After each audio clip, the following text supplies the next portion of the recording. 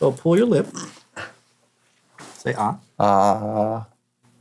All right. That's it. Bite down? No need to bite down. For any drool you might have.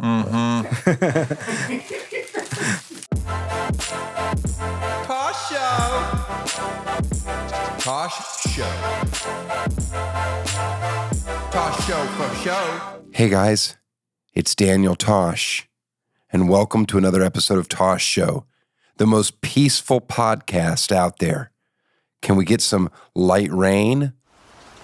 Yeah, that sounds good.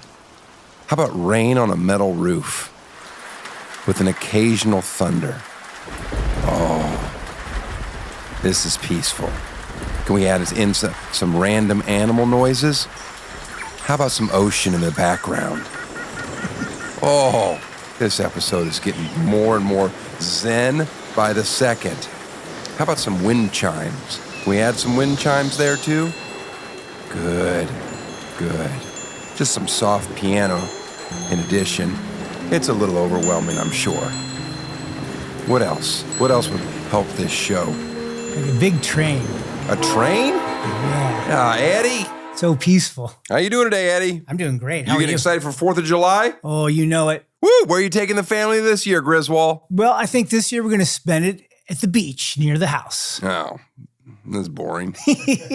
The beach? Yeah. Now, I don't know if I need to tell people where Eddie lives, but he lives in South Bay here in Los Angeles. And when I talk about South Bay, I'm not talking about Palos Verdes or Torrance. I'm not even talking about El Segundo. I'm talking strictly Manhattan Beach and Hermosa Beach. I don't even care about Redondo Beach. Now, on 4th of July, it's just nonsense. Girls from age 13 to 55 dressed like complete whores. And they walk up and down the Strand. And that's the sidewalk that runs on the beach. And then there's these $1 million homes that are just one right after another. And they run between 10 million to 25 million. That's about the price range of most of those Strand homes. Now, on 4th of July, for whatever reason, when I used to live in South Bay, you can just randomly go into people's houses that day. Every house is just opened up and debauchery is going on. It's just a party, just serving alcohol. And that's what I recall of 4th of July. So that's what you're going to do with your family, huh? I'm going to take them down to some of those big old houses and party. Mm-hmm. Well, that sounds nice. You grilling this weekend? I will be grilling, yeah. How often do you grill? Grilled last night. I grilled like 3 times a week. You're a 3-time-a-week griller. I'm a once-a-week griller. Mm-hmm. The other day, my wife made me grill, and she did all the prep work. But then she hands me so many things, like it was, eggplant, and she wanted this bread grilled, and there was shrimp, and there was chicken thighs. Every single thing she gave me had a different increment of time that it needed to be grilled. And then the sheer number, when you give me shrimp to grill and just give them loose, mm-hmm. and then vegetables and they're just loose, they're not on a skewer. Now I'm spending, I'm burning every hair on my hand just in there way too long. It's like, it just needs 2 minutes each side. Oh, great, there's 300 of them. Right. I mean, if you're looking, you ain't cooking. I know that. Oh, I find it painful. There's just a lot of grilling, a lot of flipping. I was annoyed. And then she's like, well, you know what? You could have done the eggplant a little longer. Nobody wants to eat that shit anyway. Tastes like mush. Are you a gas grill guy? Yep, got a Weber. You got a Weber? Got a Blackstone to also flat top. Mm-hmm. I'm pretty sure I have a Viking. You have a wolf. I have a wolf? I have a wolf. That's good. I don't even know. It's a wolf. It's got red knobs. I love it. She works right away. I've never used the rotisserie thing in it. And it's got a sear thing. I've never used the sear thing either.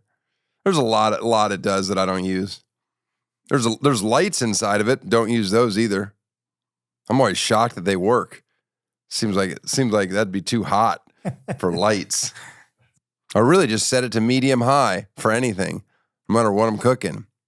Sometimes when I do chicken wings, I do the high heat on one section and then just set them on the other side where there's no heat and just, it takes 30, 45 minutes. That's as fancy as I get. Oh, I also do something with a baked potato that I think is pretty good. You take a baked potato. This is how I grill my baked potatoes. And I take a fork and I stab it a million times all around. And that's dangerous because a potato is dense. And then I smother it with olive oil, tons and tons of olive oil. And then I double or triple wrap it in aluminum foil. And I grill it for about an hour 15.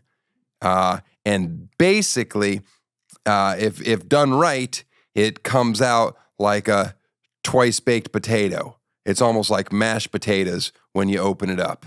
Oh, that's fun.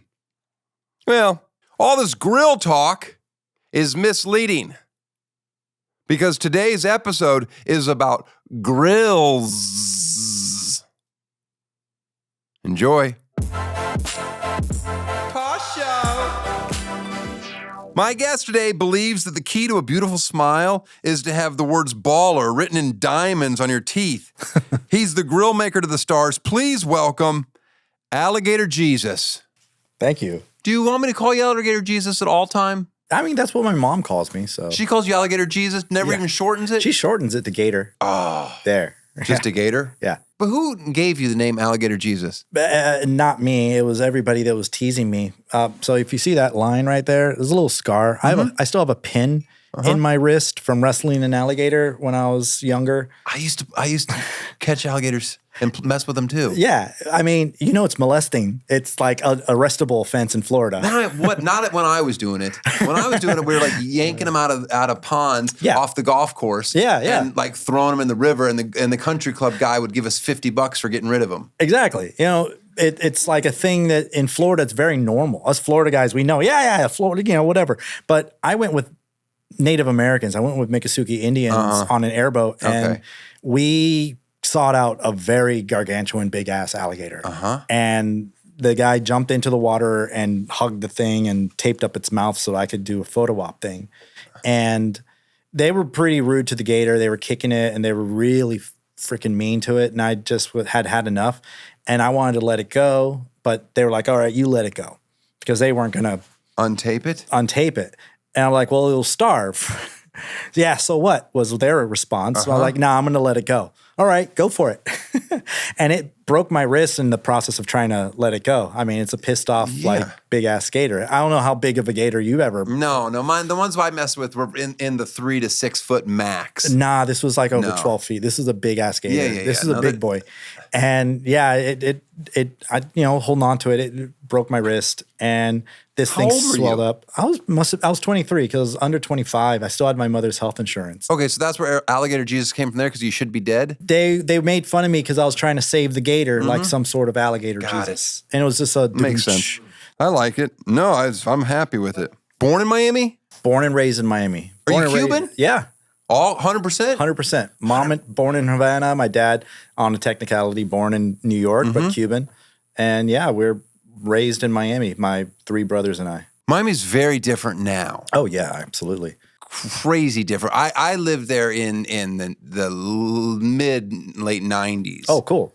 But so you saw it. Art Basel came in the early 2000s, like 2001 or 2, and that really did a big change of the ecosystem down there because, of course, that brought all the attention and the money and the people to invest in South Florida because now all of a sudden everybody from around the world saw the economic possibilities of South Florida, as they did time and time again, in history of it. Everyone would just come in from somewhere else, see the magic of that South Florida ground and say, I can do something and build something from here. And all the ass. Oh, I mean, of course.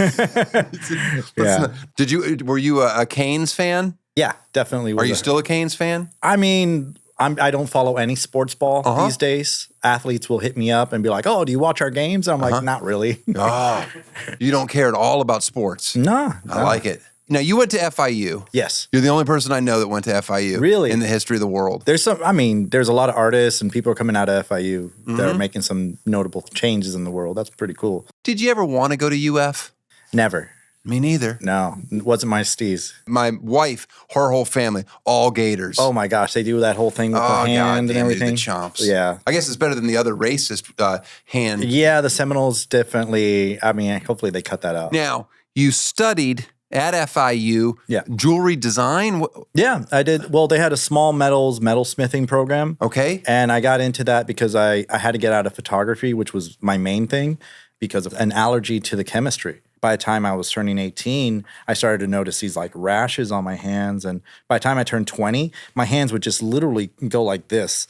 And I'd have to go outside, get fresh air, run my hands under cold water to like get dexterity back in my fingertips because the saturation to all that chemistry was really messing me up. So let's talk about your ride. When did you move from Miami to Los Angeles? It was 2011 I started coming out here, and then 2012, January 4th, 2012 was the day I moved here officially and landed in Culver City and said this is where I'm going to live. When did you get to jewelry? Because you didn't immediately. Once I moved here, I was in the art world and the jewelry was my hobby. And who shoved you in the right direction?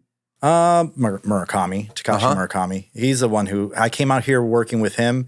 And he was like, he had already seen your jewelry before. You know, it's a funny story. I was a curator and art director at a museum on a lunch break. And I'm walking down South Beach on Washington Boulevard. There's a pawn shop next to a nightclub, as there is. And I looked and I did a double take. I'm like, that's a fucking Murakami in the window there. And it was a gold sunflower eyes, like the sunflower with a smiley face, inside of a skull that was completely covered in diamonds, and it was a ring, but it was blatantly a Takashi Murakami artwork. I recognized it.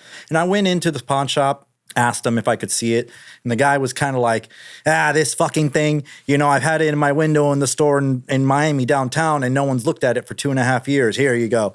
You want it? $6,000. I was like, are you kidding me? We just sold Murakami prints for like 20 grand at the gallery that I was working with in LA. Oh, but were you positive you knew what you were doing there? It was signed on the inside. It had like the monogram. It had a serial number. It had the carat weight. This was as legit as it could be. So, you know, I put a deposit down, $600. It's like all my money at the time. And I went upstairs and called Kai Kiki, his organization in Long Island City. And they were very dismissive of me, and they're like, you know, why are you calling us about this thing? But then, a Miami Beach detective was at my door the next day asking questions about me. So we went over to the pawn shop, and it turned out the thing had been stolen from Murakami years before at Art Basel. And it was like a story that Murakami and his people really wanted just to go away. They didn't want this thing to resurface. Whatever. I guess insurance had been paid out. So then this thing kind of popping up again was a problem for them. Was it dangerous? Were you ever in danger? No, but I did go to Kai Kiki, and they were very much like, oh, thank you for coming. Please leave. They were like not wanting to address this situation. Did you get paid out at all? No. I did not get paid out, but it did open a lot of doors. Like, you know, doors opening. That's pretty cool. Murakami blew the doors off the hinges for me. You know, Murakami and this whole situation got the attention because it was international art news of a collector out here, galleries out here, museums out here, and institutions started to take notice of this kid who did something great. Murakami publicly called me at an event. This is David Tamago, most honest man in America. And it, like, called everyone to stand up and give me a listen, I was trying to buy it to sell that shit. Yeah, absolutely. But I did. What would have it been worth? You know, over 7 figures or something now, but 6 figures back then. I love it. I love it. Art world is whatever you can get for I know. Really. So 7 is what I'm holding on to. It's really up there. And to get back to your question about when I started really being Alligator Jesus, 2017, Gossling Gallery, I think it was his show in March, maybe in 2018, but I'd already been doing my jewelry more and more. Murakami had his big solo show. They always do around the Oscars. At Gossling. And Murakami sees me, and he just beelined it for me, grabbed me out of the crowd, and he's like, "Oh, David, how are you, Mr. Tamago-san? Blah, blah, blah. So good to see you. Glad, thank you, you're here." And I'm like, mind you, this has been years I haven't seen him. And Don't do an impression. And he pulls me over and introduces me and says, "Oh, Pharrell, Ben Baller, this is David Tamargo, best jeweler in America." And I'm like, what? There we That's go. Ben Baller. And he's like, "Yeah, your Godzilla ring was amazing, this and that." Like, I'd shown him a piece back in 2013 that I made like in 2010. So I'd been doing jewelry all the time. And he was telling me all those times, stop curating, stop working in art, don't work in film, do your jewelry. That's what you're really passionate about. That's what you're great at. Because you did do everything out here in LA. Yeah. You were like wanting to do film, all of it. People like me, we are just resourceful. That Miami hustle, we're like always figuring out how to get things done. I mean, you're. Let's be clear. You're not to knock the wonderful people of Miami. Your hustle is not necessarily. Some people in Miami, a little less hustle. Yeah. Yeah. There's some people that I kind of would like to push a little harder. Like, hey, there's definitely a thing called Cuban time. You know, I'm well aware of Cuban. I've lived on Cuban time. Yeah. I've been to a Miami Heat game where there's no one at the basketball game until the middle of the second quarter. Do you believe in ghosts? Absolutely. Oh, interesting. Alligator Jesus believes in ghosts. You know, I went to the Quad Cities and I had like close encounters with ghosts and stuff. And if it weren't for like those kind of situations I was put in, they're like, I'm a scientific brain kind of guy. I can't explain those things. Is it drug related at all? Not at all. I'm sober as hell. You know, I've never been a drug user. You never? Not even casually. What about hallucinogenics? Natural? Like a mushroom or something like that? This microdosing is very common right now. Yeah. But like, I was at Burning Man a couple years ago and I wanted to do a 0.5 gram and somebody's like, "Oh, here, take this chocolate. It's half a gram." I eat it. You can't trust their math. And then, of course, it's, "Oh, my bad, that's 5 grams. Mm-hmm. And, you know, I was floating. That was the harshest, craziest drug trip I've ever had. And is that the story where you ended up having to take off? Oh, yeah. Yeah. That is that story. You heard that? All right, just go on. Who calls that needs an emergency grill while you're on 5 grams of mushroom? She's the only one in the world that I would say I would allow to have a Grillz emergency, and it's Madonna. Okay. And she needed me in New York like tomorrow. So then that's a situation where like I just laugh because I'm at the center of Burning Man itself. I'm at the Man. When I got the wild service, it just came into my phone. And I'm like, am I hallucinating this? Her executive assistant says Madonna needs me in New York tomorrow. Well, you can have me if you get me from here. And I just took a selfie at the Man. And she figured it out. You know, so you took a private jet to New York, a helicopter. Well, yeah, it was all that shit. Like, you know, Burning Man has everything you need. If you need it, it's there. And, you know, if you need to get off the playa, there's a helicopter that'll take you to Reno. Reno, you can catch a PJ. From there, I went to LA, grabbed my tools, got a red eye to New York. That was the most efficient thing. Am I supposed to say PJ? I mean, that's... God damn it, that sounds better. That sounds better. You get to a level and you just start taking more comfortable means of travel. I just like the term PJ. I just never said PJ. Start saying PJ. Well, you call it soda, not pop, right? You grew up in the South. I think I call it soda. Yeah. I mean, that it just depends on where you grew up. All right. Where you grew up, if you call a private jet a PJ or not. All right. If you grew up with it.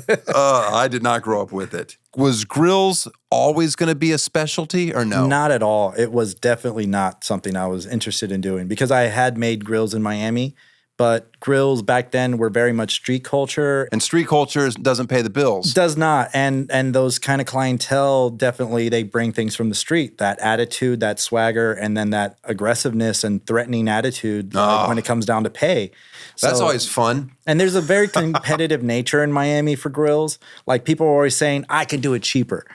But like that cheaper person, they're either cheating the carat, which is like if you're paying for 14 carat, they're giving you like 11 carat or 12 carat. Okay. And they're putting more alloy. So you're not getting exactly what you're paying for. Yeah, of course you're getting it cheaper. They're not honest businessmen. Like me, everything that I do, I can put my name on it because I'm casting it myself. I put the actual diamonds. But I hear about New York jewelers and other places where these big rappers, in fact, there's a very famous rapper here who his entourage gave me a broken piece of jewelry to assay, which is melt down the gold, extract the diamonds, and they wanted to make something else with it. And they had paid a substantial amount of money, 6 figures for this necklace, and it was in pieces. And it turns out once we assayed it, it was like 9 carats, not 14. And the diamonds, I actually gave him the diamonds to look at the diamonds, and he was like, nah, these are VVSs, which stands for very, very slight inclusions, which you should not have any perceptible things inside the diamond and imperfections in it. And I gave him one of the diamonds to look at with a loop, and he's like, well, it's all that stuff inside the diamond. And I'm like, those are inclusions. These are included diamonds. These are trash. Like this famous jeweler that he spent all this money getting this jewelry piece from. And they accuse you of lying or no? No, because I literally made sure that he was with me throughout the process. I like to Right, you have people. to almost do that now. You can't like take stuff away from people. No. There's a lot of stuff like that you hear about, like, oh, if you take something to get resized, make sure they do it in front of you and stuff. But I never do it with my wife's ring. I'm always like, just go clean it. Yeah. What are you going to do? Are you going to swap it? But yeah, I mean, that's a definite thing in jewelry. So Grillz weren't really my thing because the clientele are very thuggish back in Miami. And it wasn't until I got here in LA that... Where we have a classier thug? No, I was very ingrained in the rave community and the after hours. Did you go to raves? Tons of yeah. But you didn't. You were never like into ecstasy or anything. I was always known as like, oh, Alligator's there, but he's partying drug free. And people would always say, I don't know how you do it. And they're like, jaw jacking from cocaine and whatever else they're doing. And I'm like, I have never done cocaine in my life ever. That's all going to change right now.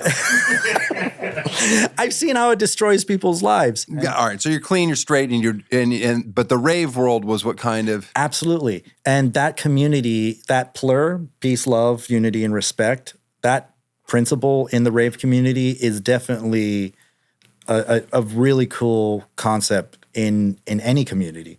It mirrors that of the Juggalo community, which is what I really came from. That's what I forgot all about it. How could you forget? One of the first things you did was did you create their website? What did you do? I was making websites for Insane Clown Posse. Yes. For people that don't know what a Juggalo is, whoop, whoop. A Juggalo is a fan of and a loyal part of the community. Did they pay you in Fago? They paid me in something better. Good. Clout. Let's get back to. I want to get to Grillz again because the pandemic, oddly enough, made your business skyrocket. Did you see that article Flaunt Magazine wrote about me? No. It was called The Pandemic Hustle, and they documented how I sat on my hands for about 2 weeks, and then I was like, I can't handle not doing anything. I watched Tiger King and I'm like, that's it. I gotta get out of the house and do something with myself. So I decided to finish up all the orders that I had pending. And I started a drive-up service where people would drive up to my house. They'd crack their window open and I would be in full PPE, gloves. I had extended gloves. I had a painting suit, mask, all the nine. And I would take their impression through the cracked car window. Okay. And then take that impression, drop it into a bag of bleach, and tell them, drive off, Venmo me, and I'll make your grills, and you can come and pick it up the same way in a week. Okay. And of course, EDD money started to kick in, and people started to get all those paychecks coming in for unemployment. That's so many people couldn't going to your stop house. themselves. So many people. When did you decide, hey, this is too much. I got to get this out of my house? So I was making I do everything in downtown in the jewelry district. Right. That's where I produce it and fabricate and everything. And I was so busy making stuff that I had to stop doing it at the house. So I had people just driving up to me in downtown. And it was when someone tried to mug me, and literally, I don't know if they're trying to mug me or it was just a crazed guy with a knife walking up to me while I was making an impression with someone from a car. Someone screamed, "Alligator, look out!" And there was a guy maybe 3 steps behind me, creeping up behind me with a knife. And, I just ducked and ran, and the guys ran after him. But he was coming at me probably to rob me. And I was like, holy shit, I'm Did you have anything on you at the time? I had jewelry on me. I just come downstairs and I had my backpack with me. And this is like around the times of the riots. So, there's an air of like rebellion in LA and people in the downtown district, especially the jewelry district, people are known to not flaunt anything that they... No. The richest person down there is walking around with just a paper bag. A paper bag and a black T-shirt, no chain on. You turn around and you see somebody with a knife. You're like, oh shit. I got to get off the street. I'm no longer street level. I that same day got a little studio. It was probably about twice the size of this little space you don't here. have to brag. It was bigger than this. No, but it was very small. It was just like a small space during COVID. I didn't need a big operation, and I was just like, I got to get off. Were you by yourself? Yeah. Where are you at now with people that are helping you? I've got my one production manager, and he runs point. He takes things from point A to B. Like I'll do the wax up, it goes to casting. Casting is a totally separate operation. My friend's company, they're efficient. If I get it to them by 2 p.m., it's ready the next day. They have options that if I get it to them by 1 p.m., it can be ready at 7 p.m. Back then, you were making a grill, you'd make an impression, you'd make the grill, and they'd get it the next week. Yeah. And that's a very fast turnaround compared to normal grills that people get custom made take 3 months. 3 months. And now where are you at? Same day. Same day. Yeah. We're operating, like it will charge you a little bit more because it is a stress. You know, we've got to everything has to flow flawlessly and accurately. I can't even get same day dry cleaning. Is wearing a grill bad for your teeth? No, not at all. I mean, you got to. Do dentists recommend it? If people wear retainers, the same problems with retainers, you got to clean it every day. If you drink something, you got to rinse it out. Do you sleep in it? No. Do you wear a grill every day of your life when you're working or no? Yeah, this is my everyday look. Like I didn't get dressed up for this or anything. I'm just like, thanks, gonna cruise through the day looking like this. What about going through TSA? It's a pain in the ass because the dental alginate is like a powder, so they always want to test it. But lately, because I travel so much and I keep going to a lot of the same cities, the TSA know who I am, so it's pretty cool now. Like I get spotted or. When I started working with Madonna, going through TSA in New York, oh, you're Madonna's jeweler. So that's really cool. I get spotted with that because she was on the Fallon show, just like talking about her grills. And I mean, she's a little. I don't know what's going on with her. Madonna's awesome, man. I mean, yes, the concept. No, she's got 4 decades of being a real pop icon. I mean, there's very few pop stars that are like Madonna level, Michael Jackson level. And she, Michael Jackson. Now we got a Taylor Swift, Beyonce even. Is Taylor going to ever rock a grill? I see her people watching my stories. It's never the actual artist that reaches out first. It's always the people in the peripheral. When they're that big, do they want shit for free? There are people like that, but what's a grill? What's a bottom end grill cost, and what's the Cadillac of all grills cost? What's my range? I just made a grill. We finished it last week. It was $225,000. $220. Is that both top and bottom? Yeah. Is it always top and bottom? That's what looks best. Like having that symmetry is always something. And if you get like a single tooth over here, you should get another tooth over here because your bite, imagine you do have a layer of metal over a tooth. So if your bite, I'm always about making sure that your bite is comfortable. I don't want your jaw to be like all weird. Yeah. So you have the grill makers that you look like robot teeth because they're all very straight. Yeah. You see that as well with like veneers when they're done poorly. They look like chiclets. Bad veneers. It's hard to look at people. It's hard to look at them. And same with the bad grills. So I'm always about following your natural. You scratching the inside of your lips with them? No. Never. There are certain textures that people want, like diamond dust, because it's a very low cost, sparkly finish, but it feels like sandpaper. We don't do that because we tell people it cuts your lip up. What percentage, just ballpark it for me, your clientele is white getting grills? Of Caucasian people? Maybe 50%. 50% Caucasian grills. Yeah. It's becoming more mainstream? Yeah. It's a lot more mainstream. I consider white for sure. mainstream. We did do this number. We looked at all of our orders from 2023 and we realized that on average, our customers are women over 35. That's the average. Yeah. Huh. What about jacked up teeth? Do you ever go like, oh, this we can't deal with this? I had someone recently came in and he wanted a top 6, but he only had 3 teeth that they could hang on to. So I was then making an additional 3 teeth that were false.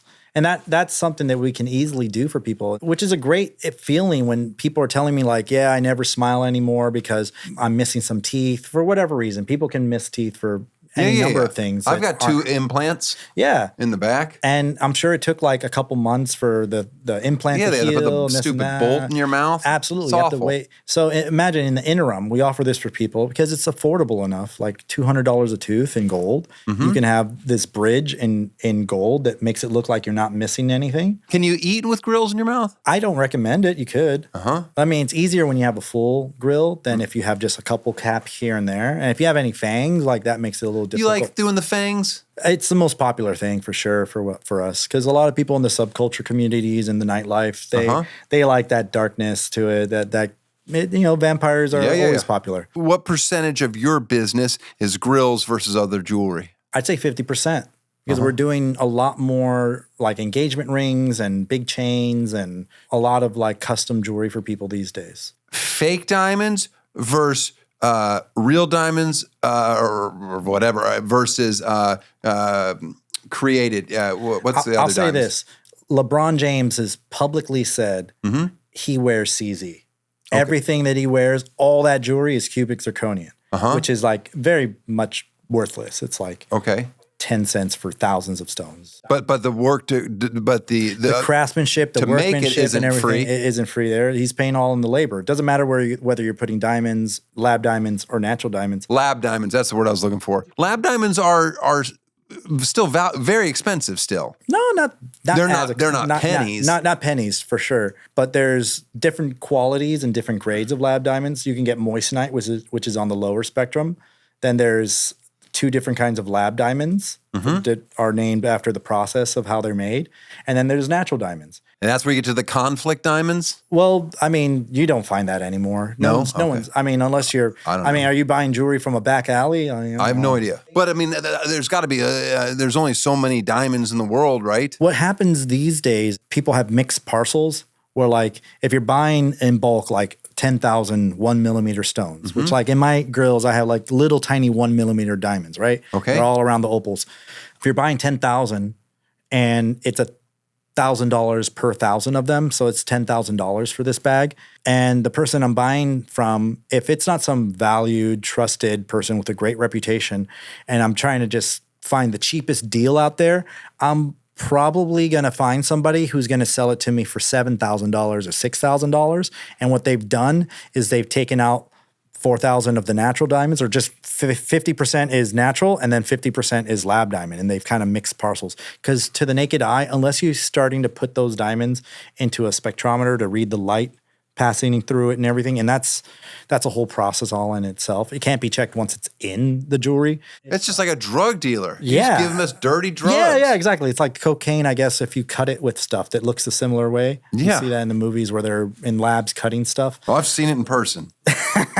I mean, are you doing mostly lab diamonds or? I always tell everybody, tell me your budget. I don't have any prices. Tell me your budget, and then we'll design something toward your budget. Because some people, they only have $500. And then especially, I guess what has made me most popular with artistic clients and artists that are producing content and producing like even if it's TikToks or if it's artists that are making music videos and album covers and performing and everything, I want them to not feel like, oh man, I can't afford that Johnny Dang $200,000 chain. What they don't know is like, all right, that Johnny Dang $200,000 chain, $100,000 goes to Johnny Dang.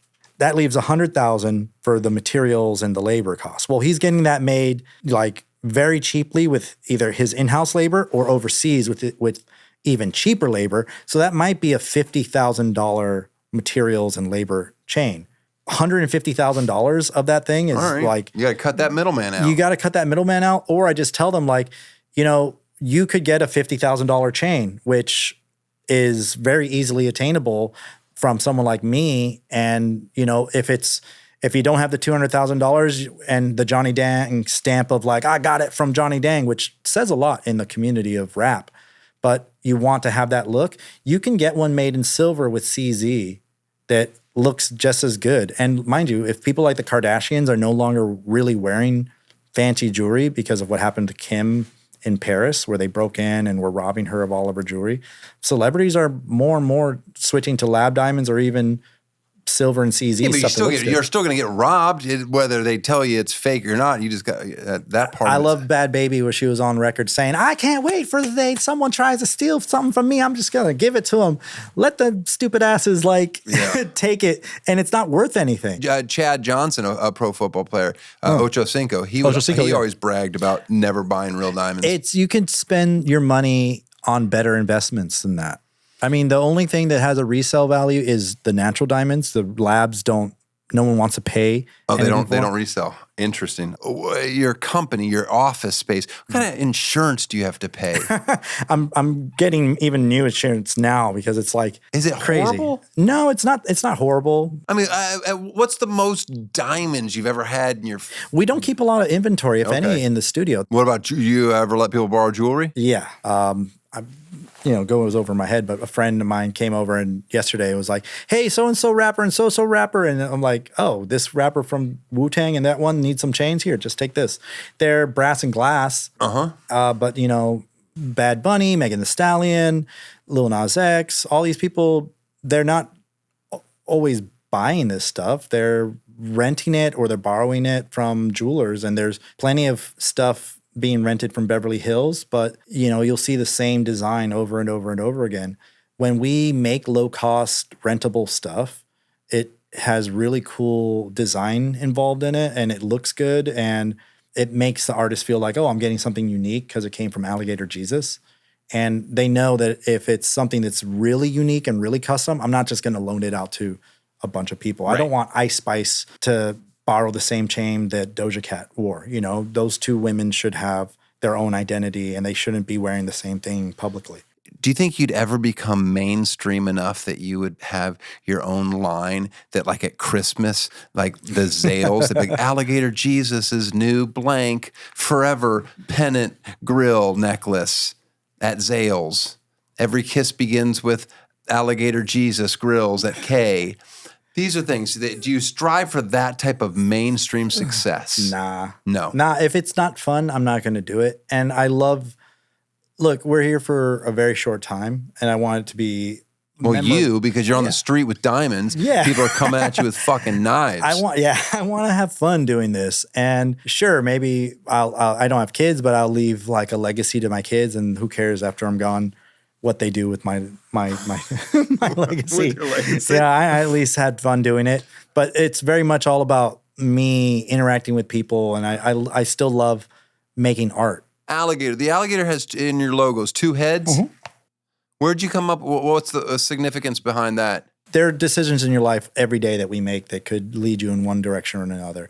And having the 2 heads about it, it's like at least the acknowledgement or the awareness of that every decision you make in your life could lead you down a path. Okay. Anybody that's on my show, I always give them something from my house that I don't want anymore. I'm giving you this from my house, but it's not that I don't want it anymore. My wife's aunt, Travis Blanton, she is an artist in Vero Beach. Oh, cool. Does ceramics. So you give him a wine stopper. That is fresh as hell. I should have named my company $1 Million and people would give me $1 million. Yeah. No, I'm giving you an alligator stopper awesome. Instead. I like this though. Now she has to send me another one. How big is your community? How many people are actually making grills for this specific clientele? It's worldwide. No, I understood, yeah. But I mean, is there hundreds of jewelers or is there less? There's about 100 of us out there. At the top, yeah. It's not competitive? There's definitely people that feel like it's competitive and they're lost because I make a much better friend than a competitor because, I mean, first of all, you're only competing with yourself in what you do. Clit rings. You ever make one of those? We have. Do I need to get an impression, or can you just ballpark it? Speaking of how clit impressions, I brought everything to make your dental impressions. Oh God! But is this the same type of impression that you do at the dentist when you're like get fitted for something? Because those things make me gag. You've only done it in the U.S. because I don't use the U.S. stuff. In fact, the U.S. stuff is not even legal in the EU because of all the chemicals and weird shit. Will it pull out a filling that make people by gag? Chance? No. Not this stuff. Okay. So I import my dental alginate from Denmark. It's color changing, so it's not like in your mouth for like 20 minutes or whatever. How long is it in my mouth for? 30 seconds to 45 seconds. Okay. It's really quick. And it's the most accurate impression. I'm paying for my grill. No, you're not. Yeah, I am. Oh, you're I support the artist. All right, that's cool. As long as it's cheap. It can be whatever you want. I have to tell you my budget. My budget for my grill. What's that? 300,000. 300,000 is my budget? He'd break a. Not you know, a it's chance. wild because there's some jewelers that like throw these weird numbers out there. I'm like, how the hell do you get that number? And I told you before about the Johnny Dang, where it's like 100,000 goes to the artist. Mm-hmm. Like, you know, I just did a project for Adidas, and my take home. Did you really? That's awesome. Congratulations. Thank you. And it was like a $250,000 project. And like, you know, oh shit, shouldn't say this, but like, Well, you know, my take home. I like telling people what things cost. I just put all the money into making the thing. You took it all. I put You said- everything into it. I was just like, I'd rather this thing to be like really cool and awesome and give this as a gift to the city of LA for people to see this thing. And, you know, whatever. It's Adidas. Like my name attached to Adidas is a cool thing. It's a big deal. It's a big deal, and that'll turn into things later. Or maybe I'll do a partnership with them later. But it's just, for me, more important to make the art. Oh, no. This would be the best way in the world to, like, have me killed. You're like, oh, yeah, just put this in your mouth. And then all of a sudden, just done. Foaming mouth, and it's just like, You can't travel with that, though, can you? yeah, I do. They don't. That's the stuff though that they. Are Yeah, like, it's what inert. the So fuck? it's inert. So people travel with protein powder too. So Right, but anytime you have your own cans that don't have labels on it, that sends off some flags over there at TSA. Do I need to sign my name to this so that you remember whose mouth it is? I have an order form. I'll fill out. Oh, God damn it! You got an order form. Look at this thing. This thing is official as fuck. How many grills a day are you doing now? At least 5. Every day of your life Yeah, we're in busy. somebody's mouth. You know, my assistant is doing The mouth impressions for part? me now because, That's good. like, right now while I'm here, we had some appointments. You know, we changed the time, so I had some appointments I had already arranged. So I was like, oh, whatever, still come. My assistant's able to get the. Look at all these upcharges. It looks like you're getting your tires rotated. Cutouts? Do I want any fangs? No, I do not want fangs. I'm just going to let you go willy-nilly and do whatever you want. Would you like a top or bottom grill? I think a top. Couple teeth. Yeah. I mean, I gag just if I hold a pen in my mouth. You'll be fine. So pull your lip. Say ah. Ah. All right. That's it. Bite it out? No need to bite down. And you see how it's pink? It's color changing, so as soon as it's as white as the spatula, it'll be ready.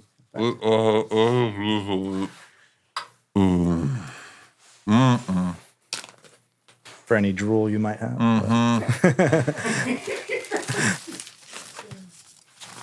This is great. The only thing that slows it down is if it's too cold, and it is so freaking cold in here. But yeah, you're about done. Say ah.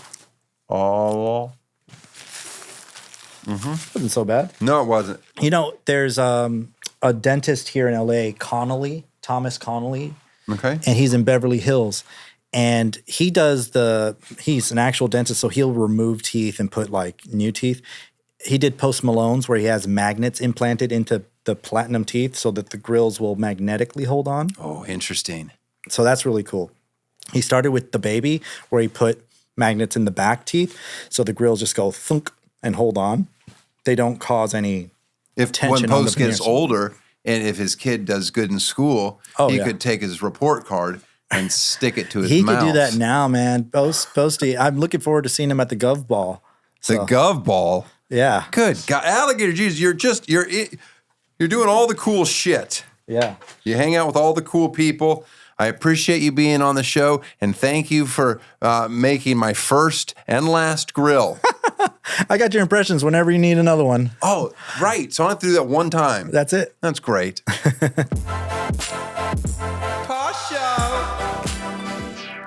I want to thank Alligator Jesus hooking me up. I look different, right? You like that? My first grill. What do you think? You look different. Got yourself a little top pony, little man bun. Looking all Jason Momoa up in this motherfucker. Yeah. Look at us. All of a sudden, I got a little more street cred. Killing it, man. Killing it. Hey, should I tell them what happened the other day? Guys, another great story. Carl, you want to hear it or no? We do it? Let's do it. My son had a friend over. They were playing in the pool. I was swimming with them. They were both physically attacking me.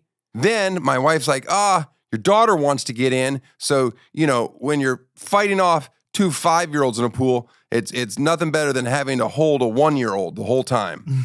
so that's what I'm doing. Anyway, that part of the story doesn't matter. Then we take, my 1-year-old is done. She wants out. Take her out, take her swim diaper off. She's walking around. My wife's going to get a diaper.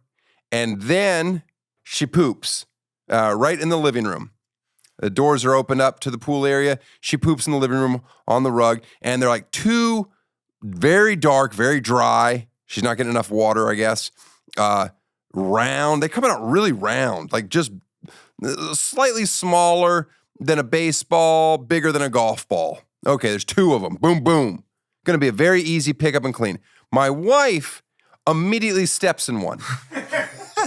Barefoot steps in it, goes between her toes. She starts freaking out. Then she's like walking on her heel to go get something to pick it up. I go, don't go pick it up. Go clean your foot off. Clean your foot off first. Then we'll pick up these 2 balls. All right, well, then she goes and cleans her foot. Then she comes back and she goes, guys, bad news. There's only 1 left. Yeah. You got anything to say for yourself? You ate another nugget. Just coprophasia'd it. Just boom, gone. Just ran in, said, "Oh, here's a unattended turd. I'll take that." Why'd you eat it? I had to brush your teeth. Meanwhile, when my son's friend and his mom are just watching this whole thing, like, what is happening in your house? And I'm like, this is what we do. We step and poop. Dogs eat it. We all laugh at each other. Good times. All right. Thanks for watching The Goat. Is this the season finale is available now? Good job, everybody. What a great show. I can't wait for Emmy season. You think we'll get nominated? Yeah. Do you think we'll win? Probably, right? Those things are all political, and we've got everything on our show. We've got all the races, the sexes. It's a slam dunk. We're going to win. Boys wear pink. Check out our clothing line for toddlers. Also, got some tour dates coming up. Hawaii, 2nd show added in Honolulu. Go ahead and come to that show. That'll be fun. And what else? One of my son's bedtime stories. Reminder, if you're just listening to his nonsense, if you're watching on YouTube, it is subtitled. See you next week. Once upon a time, the little lions. All they wanted to do is roll. But every time they rolled, it sounded like this. Freet, freet. Every time they rolled, it sounded like a mouse. So, they ate a bigger lion. And then they tried to roll around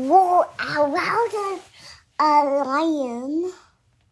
And they twisted it so kind of like freet, freet, freet.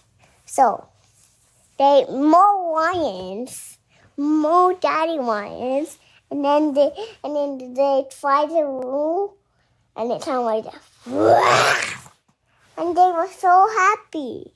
The end. Tosh Show. Tosh Show. Tosh Show for show.